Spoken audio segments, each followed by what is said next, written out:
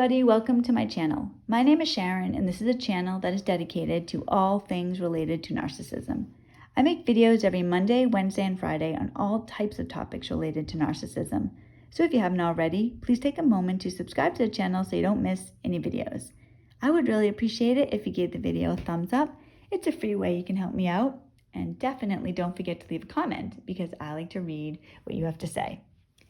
There's a price to pay to leave a narcissist, and it's a costly one.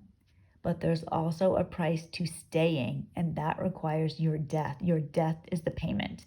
That could be physically, but it will definitely be spiritually. You hear me on this channel, I'm alone or I'm with Joe. Sometimes I'm with my daughter, and I sound happy and positive. And that isn't fake, that's how I really am. However, by no means does that mean that my life is easy. I choose to be positive. I believe that happiness is a choice, and I have made the choice to be happy. I wasn't always like this. Many of you know I escaped from my ex. I didn't leave him. I escaped. I took my kids, my animals, and everything that I could, and I left in the middle of the night on Christmas Eve. I left. I moved to a completely different state. I took off in the middle of the night to save my kids and I from my ex. Many of you feel stuck, trapped in an impossible situation. You hate staying, but you believe you can't leave. I want to talk about that today. Have you ever thought that if you were a bird or some wild animal like a squirrel, that you would go anywhere? You wouldn't stay in one place, almost like you were envious of birds. I used to think that, oh, if I was that bird, I would just fly away. I'd go somewhere else. It would be so much easier. What I didn't recognize is that I also can go anywhere that I want. Just like being happy is a choice, it's a choice to stay. I did not want to leave my beautiful home in New Hampshire. I loved my home in New Hampshire. It was a beautiful home. It was 2,600 square feet. I had 4 acres of property. I had this cute little chicken coop in the backyard, and I always wanted chickens. So when I bought this house, I thought it was a sign. I had a really big master bedroom, and it had a big bathroom off of it, and it had a jacuzzi tub. The second floor was a balcony, so you could overlook the first floor. The back of the house, it was all windows. It was a really beautiful house, and I didn't want to leave my house. That house kept me in New Hampshire the last 2 years I was with my ex when we were separated. I was terrified to lose that house. Now I knew that I was going to lose the house. I just always knew. The mortgage was obscenely high. It was $3,100, $3,200 a month. It was $3,187 a month, that mortgage. My ex paid that most months, not all the months. I was a stay-at-home mom for the majority of my relationship, and I could not get a job right off the rip, being able to cover all like the mortgage, electricity, like propane. Propane is outrageously expensive. I went back to work to pay utilities. We were living poor the last couple of years in New Hampshire. I was hanging on to that house. I didn't want to let it go. I used to watch videos or read articles about narcissism, and I would be sick. And I know now it's because I knew it. I knew I couldn't hold on to that house. I'd be sick when I heard about somebody who lost their house. So if that's you, I want to tell you something that I learned the hard way. It's just a house. It doesn't matter how beautiful the house is. It doesn't matter if it's your dream house. It will rip you apart to leave it. But we're talking about your life here. That's what it is. You know, Joe has said to me so many times that when you're dealing with a narcissist, you are in a battle for life and death. That is not an exaggeration. It's true. Your house, it's just a house. It's wood, it's stone, it's brick, whatever it is, it's just a house. When I was hanging on to my house, Joe used to tell me, it wasn't just Joe, it was many other people, because this was a known thing that I had this like obsession with my house. For some reason, I just put everything onto that house. And, even when I sit here and tell you, I'll tell you what Joe said in a minute. Even when I sit here and tell you that I couldn't pay for the mortgage and everything else, even if I could, let's just say I could for whatever reason, I figured I was going to need about $7,000 a month to be able to keep that house and pay all the bills and have food in the refrigerator.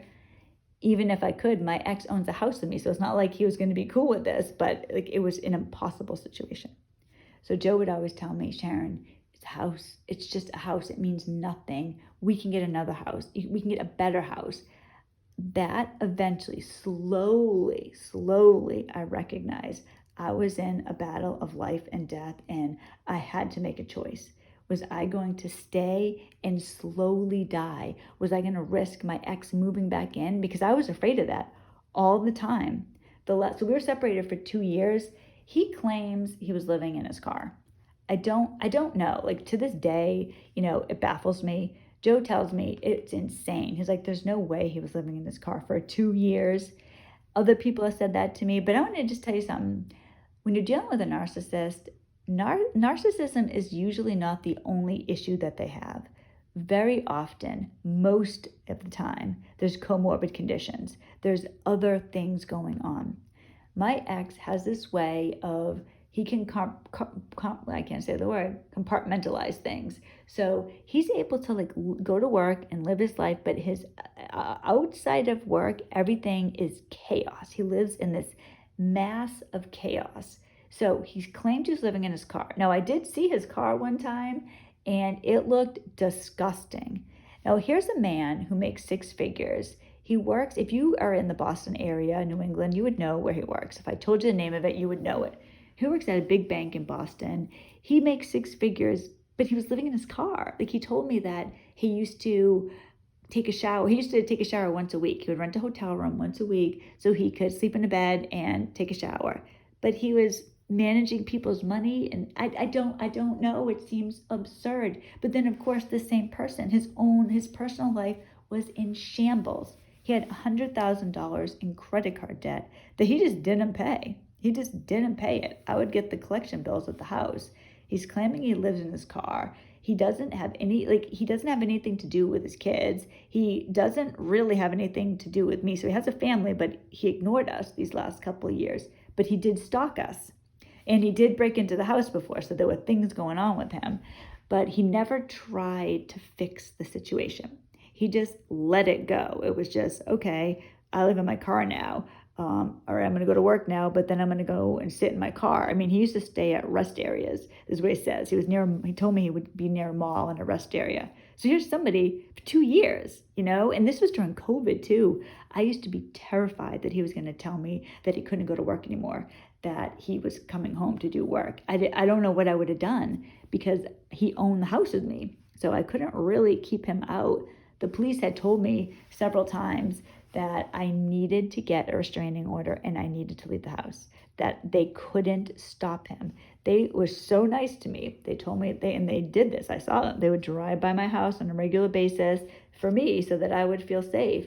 But they said, ultimately, it's his house. We can't keep him out. There were a few times the police lied to him and told him he had to leave, but they told me he didn't have to leave. They were doing this for me. So they got him out, but he could have come back. I think the only reason he didn't come back is because every time I called the police, they would kick him out. I think that just really messed with him.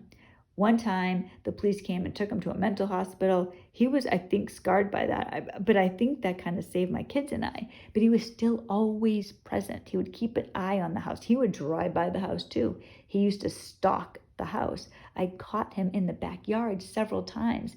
I don't know how many times he was there that I didn't see him. He would literally, my daughter saw him one time looking in the windows. We had 40 acres of woods behind us. He was in the woods one night. I saw this flashlight shining. I'm looking out there. I'm like, oh my God, what is that? I'm looking out the window on my deck. He comes out of the woods. He was in the woods. Oh, I'm just checking to make sure everything's okay. It was terrifying. He used to keep tabs on the mail. So I don't know if you know this. I've said this before, and I didn't know this could happen. Some people, they hear this, like, that's not true. It's true. You can look into it yourself. The post office will send you, if you sign up for it, I can't remember what it's called, but they'll send you every morning an email of every piece of mail that comes to the house. So my ex would have this list of email, every single email that comes to the house. Piece of mail that comes to the house. And then he would report to me. Every once in a while, he would say, like every 6 weeks or so, he would say, he would want me to leave his mail that came to the house in the mailbox for him. And he would come pick it up. He would come early in the morning and come get the mail. So then he would like keep tabs of it. So he would say whatever it was, hey, this is missing. This is missing from the mail you sent me. And he would send me pictures of whatever it was that was missing. He would literally keep tabs of that. He broke into the house one time. My son wasn't home. My daughter and I were going to have a mother-daughter day. Now, the thing is too, I changed all the locks. He broke into my home. So here it was with my daughter, and I was downstairs, she was upstairs, and all of a sudden we were like, I was coming out of the bedroom, she was coming down the stairs, there he was. And, Paris is going to be on the channel with me on Monday, so maybe I'll ask her the story. If you want me to, let me know.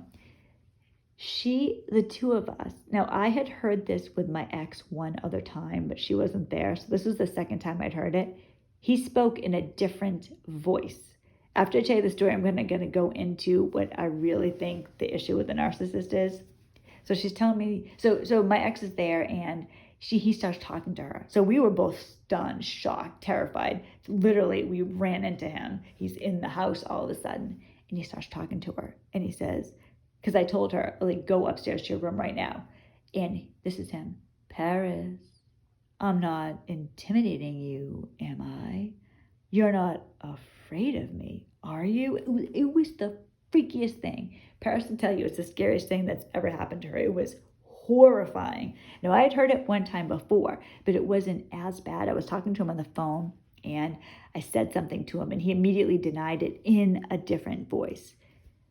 I believe that when you're dealing with a narcissist, you're in spiritual warfare. You're in a battle, and you must save your life.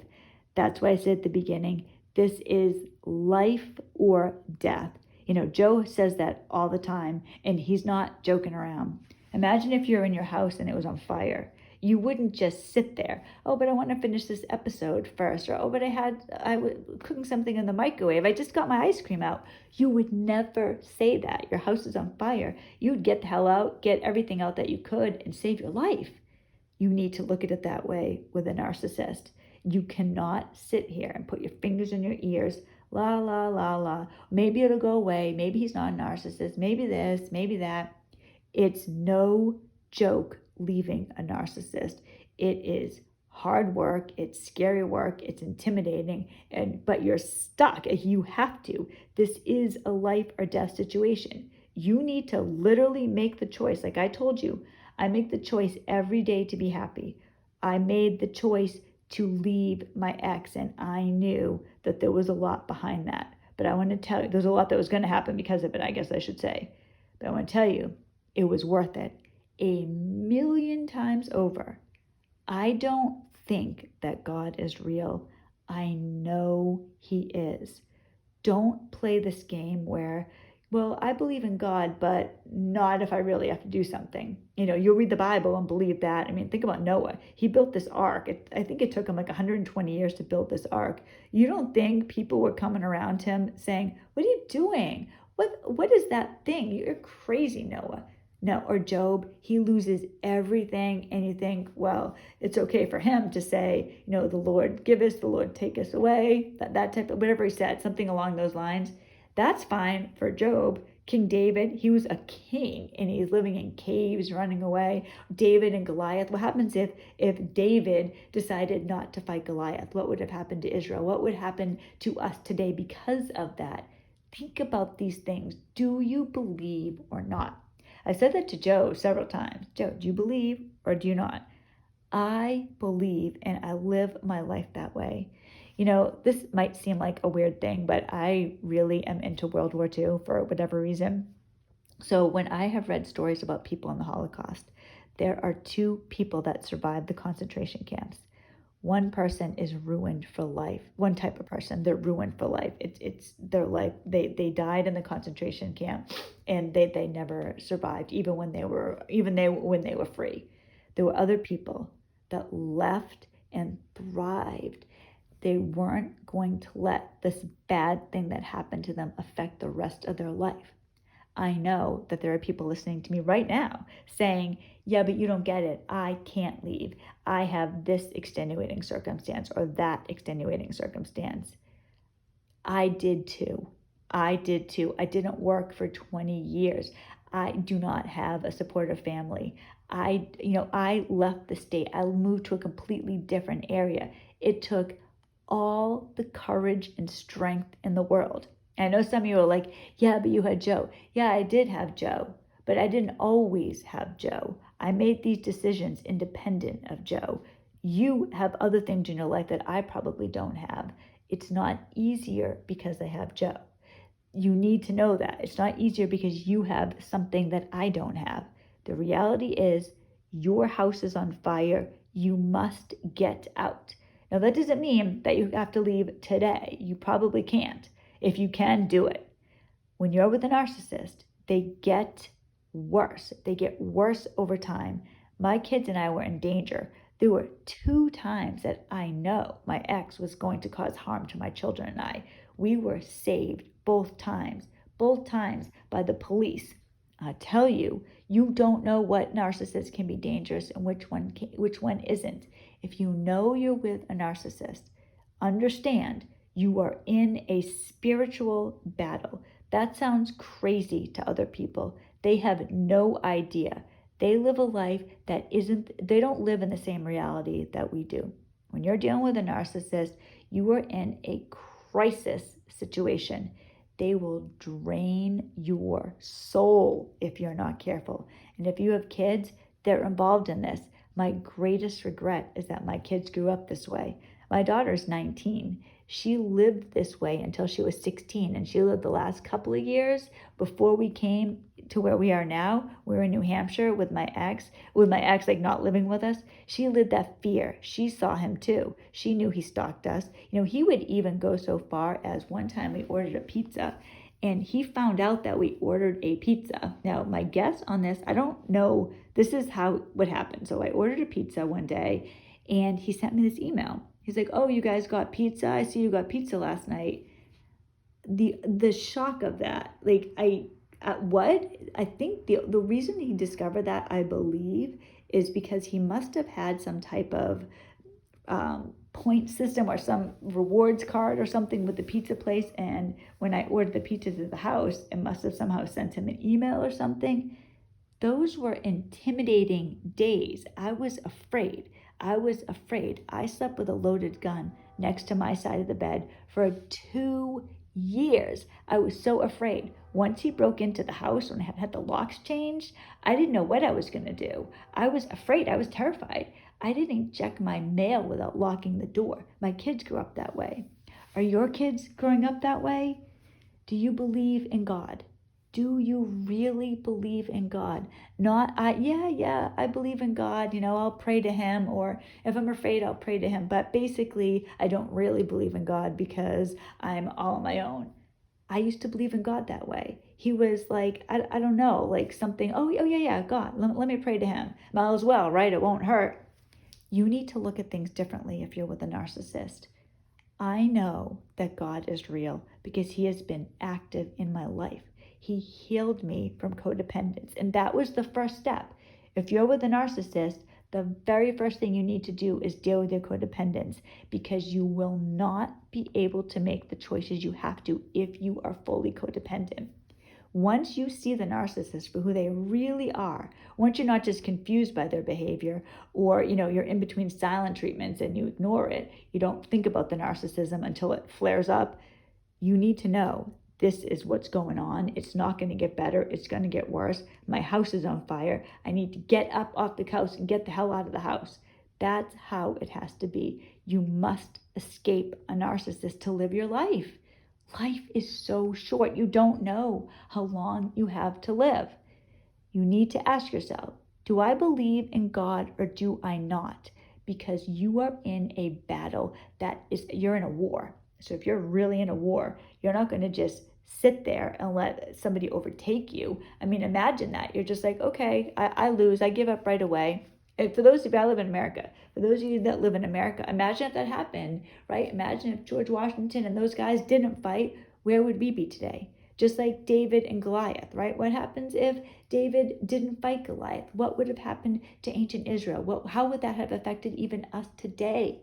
The choices that we make today, and it sucks. It's a horrible situation to be in. I'm not going to say it isn't. This is not fun at all when you are making decisions for you and your children that are going to affect the rest of their lives. That is no joke. But who are you going to be? I told you at the beginning, I choose to be happy. I chose to fight regardless. It was horrifying when I left New Hampshire. My kids and I, the three of us were all on board. We knew we had to do this. The kids were behind me 100%. That last night at the house, there was a moment, and this was horrible. Today, now, when I'm telling you the story, I can feel it in my stomach. My son said to me right before we left, Joe was in the truck waiting outside. I went back. I can't remember why I went back in. I think I went back in to walk around the house one more time. My kids were with me. They were both like right with me. And my son said to me, is it all right? You guys, I don't know that I can say this without crying. He said, is it all right if I go look at my room one more time? I'm sorry. I knew I was going to cry when I said that. Can I look at my room one more time? That just ripped my heart out. And then he did. He left by himself to go look at his room one more time. There is a cost to pay. And when it came, we're here with Joe, my ex lost it and he called the police. He was trying to get me arrested. He was using our 16-year-old son, who was 15 at the time. He was using him to get to me because he knew there was a chance. He was hoping. His parents and him were trying to do this together. They were trying to get me arrested because I took my minor child across state lines without his permission. He was trying to get an Amber Alert out, and he sent me this email because I got a new phone. He couldn't contact me by phone, and he said, well, you better turn yourself in. You better, because if you don't, I'm going to have an Amber Alert put out on our son, said his name, and the kids are probably going to be separated. He didn't care. He didn't know. He doesn't know about Joe. He didn't know that I had a Joe. What if it was just me and I'm arrested? What are my kids going to do? They're in a completely different state. Their mother's ripped away from them. They can't be together. Narcissists will play dirty. You have to have your hope in God. You have to be good with God. God will protect you, but that doesn't mean that you're not going to go through hard times. You can't avoid hard times. I left everything to escape, everything. But I'm starting over completely. Guys, like I lost all this time in my career. I'm working just this crap retail job. For now, I'm trying to get something better now, but still, like that's what I'm doing just so my kids and I could be free, so we could start over. Joe did the same thing. You know, it's no joke. Just because he's a guy, it doesn't make it any better for him. His ex stole his car. She was the one who was paying like the bills. She stopped paying all bills, just like my ex did, but his electricity was cut off. So he's sitting here literally in the dark for a couple of days. His car's gone. He's riding his bike to work. There is nothing these creatures won't do to make you suffer, to make you pay. If you're with them, you're going to pay. If you're without them, you're going to pay. But at least if you're without them, you can eventually get rid of them. But if you choose to stay, and that is your choice, you're going to live in hell. You just are. I'm going to tell you some things that I learned. You will never know how strong you are until being strong is your only choice. You know, Joe said to me one time, I was like, Sharon, aren't you ever afraid? Aren't you scared sometimes? You know what I said to him? I was like, yeah, I'm scared sometimes, but this can't fail. This cannot fail. You know, I heard somebody say one time that in life, you should never have a backup plan. If you have a backup plan, you're going to fall back onto it. That if you go to your island, you got to burn your boats. You got to burn those ships or you're going to get back on it. You can't fail when you have that attitude, when you are strong with God, when you know He's here. Because if you believe in God, you really believe in God. He's just not a sometimes thing or something that you say you believe in, but you really don't. When it comes down to it, you know that evil is real. And a narcissist is evil and they want to hurt you. If you want to live a life, actually be alive, breathe air, have your children be free, not chained up like you are. You have to make the hard decisions. For so many of us, you think you can't leave, but you really can. I did that for years. I'm telling you, if you look at it, all right, this is how I do it. This is what I do. I choose to be happy. I'm going to be happy. I'm going to be free. I'm going to do it. I can't fail. I cannot fail. If you can't fail, you will have a completely different attitude than, well, I'm going to try. If this works out, it's literally do or die. You need to look at your situation that seriously. There is something really evil around you and it will take you down. You do not want to be 80 years old, sitting on your deathbed, thinking to yourself, I should have.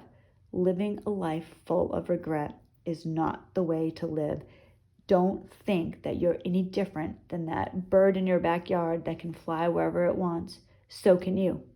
But you have to understand that it's not going to be easy. There are hard choices to make, but you can do it. You can do it. I know that you can do it.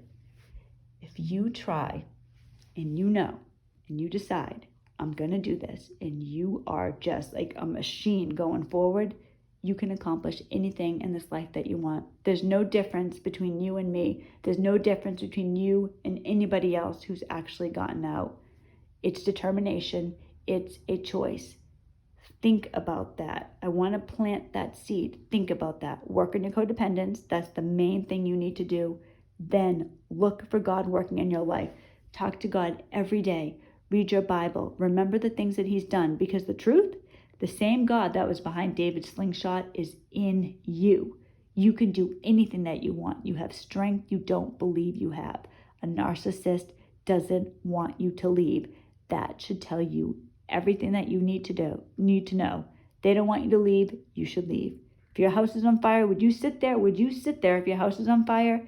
You're in that type of situation right now. You're going to get burned alive if you don't leave. I hope this video helps somebody. I was like this weak person. I didn't think in a million years I could leave, and I'm free now. Now, that doesn't mean it's easy. Like I said, my ex is still causing me all types of trouble, and maybe I'll make a video next week telling you some of the things he's doing during the divorce that are really, really upsetting me. I should be divorced by now. He's dragging it out as long as he can. He has an issue with every single thing that we've already agreed with. He wants to go back and think about this, talk about that, or it's not fair, whatever it is. But I'm telling you, when you see the narcissist for who they really are, you'll be shocked. I hope everybody has a wonderful day, a wonderful weekend. I will be here with Joe on Monday with Paris. There's going to be the three of us. So if you have a question for us, let us know. I will ask it during the video. Other than that, have a great day. I will see you on Monday. God bless.